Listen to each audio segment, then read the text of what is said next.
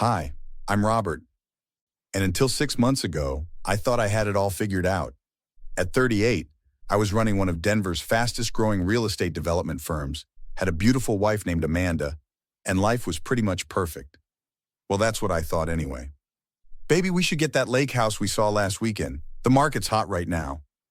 Amanda was lounging on our leather couch, scrolling through property listings on her iPad. Let's wait a bit. I've got that big Thompson project coming up. You always say that. We can afford it, can't we? I rubbed my neck, feeling that familiar ache that hadn't gone away for weeks. Of course we can. I just think, then what's the problem? You've been acting weird lately, always tired, always with some excuse. She wasn't wrong about the tired part. I'd been feeling off for months, but running a company isn't exactly a 9-to-5 job. When I found the lump, I told myself it was stress. Robert, these results are concerning. Dr. Chen sat across from me in her office, my scan results spread across her desk. The biopsy confirmed stage 2 lymphoma. My mouth went dry. What's the survival rate? With proper treatment, very good. We caught it relatively early. But you'll need to start chemotherapy soon. I called Amanda right after. Hey, can you meet me at Memorial Hospital? I need to tell you something important. Now? I'm at lunch with Jessica. Can it wait? No, it really can't. She showed up an hour later, designer handbag swinging. Dr. Chen explained everything. The diagnosis, treatment plan, potential side effects. How long will the treatment take? Amanda's first question wasn't about my health. Several months at least, Dr. Chen replied. But what about our trip to Bali? We've had it planned for months. I watched my wife's face as reality sank in. Something shifted in her eyes, not concern, but calculation. Later that night, my best friend Marcus dropped by. How'd Amanda take it? She's processing. I didn't mention how she'd spent the evening researching our insurance policy instead of cancer treatment options. You need anything, man, I'm here. The company too. We can handle things while you focus on getting better. The next morning, I found Amanda on the phone with her friend Jessica. It's just so hard, you know? Our whole life is going to change. No more vacations. Probably have to cancel the country club membership. I cleared my throat. She jumped, quickly hanging up. Hey, honey, just updating Jessica about everything? Right. I noticed she'd already moved her designer clothes from our shared closet to the guest room. Because my cancer treatment might wrinkle your dresses? Don't be like that. I'm just trying to be practical. Practical. That's what she called it. I didn't know then that practical would soon mean her moving out entirely, but looking back, the signs were all there that first day. In the way she wouldn't quite meet my eyes, in how she kept checking our joint account balance, in the careful distance she kept as if cancer was contagious. My perfect life was about to unravel, and somehow, the tumor wasn't even the scariest part. 3 weeks into chemo, I noticed our joint account was hemorrhaging money. Amanda hadn't come to a single treatment session, always with some excuse. I was scrolling through our statements when Marcus walked into my home office. You look like you've seen a ghost. Look at these transactions, 5-star hotels, restaurants I've never heard of, shopping sprees, all while I'm puking my guts out at chemo. Maybe it's retail therapy? Some people cope differently. 60,000 in 3 weeks isn't coping, it's stealing. My phone buzzed. Dr. Chen checking in. Your blood work's improving, but your stress levels concern me. Is everything okay at home? Amanda's barely home anymore. Says the hospital smell on my clothes makes her nauseous. That evening, Jessica showed up unexpectedly. She looked uncomfortable, fidgeting with her purse. There's something you need to know. Amanda's been seeing someone, Richard Thompson. My heart stopped. Thompson was our biggest client. How long? Since before your diagnosis. She made me promise not to tell, but I can't watch this anymore. She's got a separate account, been funneling money. I know about the spending, there's more. She's been planning this for months. Thompson promised her a position in his company, plus... The doorbell interrupted us. Amanda waltzed in, freezing when she saw Jessica. What are you doing here? Being a decent human being unlike you. Amanda turned to me, face hardening. Well, now you know. I want a divorce.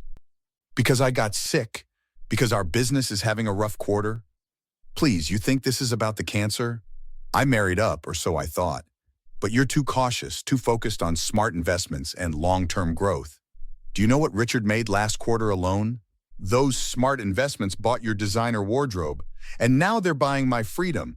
I've already moved my things to Richard's penthouse. Marcus arrived just as she was leaving. You won't get away with this. The board won't let Thompson steal our clients. Watch me. Oh, and Robert, keep the lake house. You'll need somewhere quiet to recover, if you recover. After she left, Marcus made some calls. Thompson's been quietly buying up shares in our competitors. He's planning a hostile takeover, while his girlfriend emptied our accounts. Clever.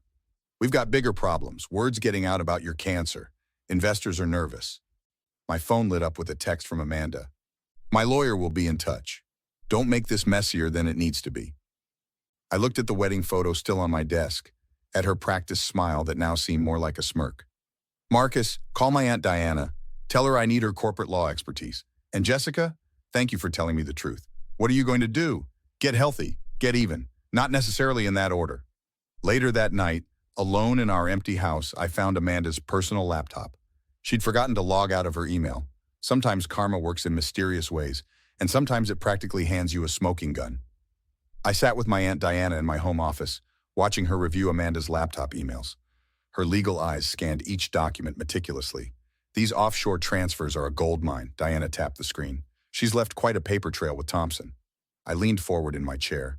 Can we leverage this legally? Legally, personally, professionally, she's going down on all fronts. Diana closed another document. But first, how's your treatment going? The latest round's working great. Dr. Chen says the tumor's shrinking significantly. The door burst open as Jessica rushed in. You both need to see this. She thrust her phone forward. I found Amanda's dirty little secret from Seattle. I grabbed the phone. What secret? She pulled the exact same scam before. Jessica paced the room. Married a tech entrepreneur, waited until he got sick, then jumped ship to his competitor with company secrets. Diana straightened in her chair. Was there any legal action? A sealed settlement. Jessica pulled up more details. I've got his contact info right here. My cell phone rang. It was Marcus. I put him on speaker. Robert, Thompson's financials are a mess. Marcus's voice filled the room. He's been lying about his assets. Those company shares he's buying, all borrowed money. Dr. Chen arrived for my scheduled checkup, interrupting our conversation. After checking my vitals, she smiled. Your recovery rate is exceptional, Robert. Whatever you're planning, you're strong enough for it. I returned her smile. Perfect timing, Doc. I might need you as a witness. Amanda's lawyer's message flashed on my phone. I showed it to Diana. They're panicking. Diana reached for her briefcase. Jessica, make that call to Seattle. Now. The ex-husband's voice crackled through the speakerphone. Amanda destroyed my company. She sold everything to my competitors while I was getting chemo. I was too weak to fight back. Would you testify about this? I asked. Just tell me when and where. Diana spread documents across my desk. The SEC investigation into Thompson's company is solid. His insider trading scheme is about to blow up. I stared at her. How did you pull this off? 30 years of corporate law, darling. Plus, Amanda's laptop gave us the missing pieces. Marcus walked in carrying a thick folder. That charitable foundation Amanda started, complete fraud. Been tracking the money transfers, all fake. My phone buzzed with Amanda's message. Final chance for a quiet settlement. You don't want this fight. Diana grabbed my phone, her fingers flying over the keys. Let's end this. Tomorrow, 2 p.m., full legal team present. I glanced at her. You sure about the timing? SEC raids Thompson's office at noon. Diana smiled wickedly. By our meeting, she'll be radioactive in the business world. Jessica picked up her phone, grinning. One last bomb to drop. Just got confirmation. Thompson's wife is ready to talk. Wait till you hear what she knows about their affair. Looking around my office at Diana, Jessica, Marcus, and Dr. Chen, I finally felt the pieces falling into place. Tomorrow couldn't come soon enough. The conference room fell silent as Amanda strutted in with her lawyer, her confidence crumbling when she saw Thompson's wife sitting beside Diana. What is she doing here? Amanda pointed shakily. Sharing some interesting photos from your Bali business trip last month. Thompson's wife smiled coldly. The SEC found them quite illuminating. Diana slid a stack of documents across the table. Richard Thompson was arrested 2 hours ago. Insider trading, fraud, conspiracy. Should I continue? Amanda's lawyer flipped through the pages, his face paling. We need to confer privately. No time. I stood up, feeling stronger than I had in months. The IRS is very interested in that charity foundation you've been using as a slush fund, Amanda. Not to mention your pattern of corporate espionage. Pattern? Amanda laughed nervously. Your ex-husband from Seattle sends his regards. He's very excited to testify. 6 weeks later, I sat in Dr. Chen's office for my final scan. Marcus burst in without knocking. Stock's up 40% since the Thompson scandal broke. And guess who's calling begging for a meeting? I adjusted my now regrown hair in the mirror. Let me guess. Amanda?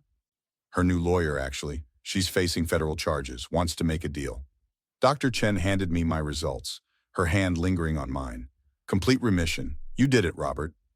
That evening, Diana hosted a celebration dinner at her penthouse. Jessica raised her glass. To karma! Amanda's designer handbag collection got seized by the feds this morning. The business community's blacklisted her, Marcus added. Even her social media influencer dreams are dead. Someone leaked those incriminating emails to her followers. My phone buzzed. Amanda's desperate text. Please, we need to talk. I was scared, confused. I still love you. Dr. Chen Sarah now read it over my shoulder. Delete it. Already done. Hey, about that dinner you mentioned. Tomorrow at 8? I know a great Italian place. Diana clinked her glass. The SEC investigation revealed Thompson's entire fraud network. Your company's getting all those contracts back, plus damages. And Amanda? Jessica asked. Looking at serious time. The Seattle evidence sealed her fate. Her statement to the press about being the victim backfired spectacularly.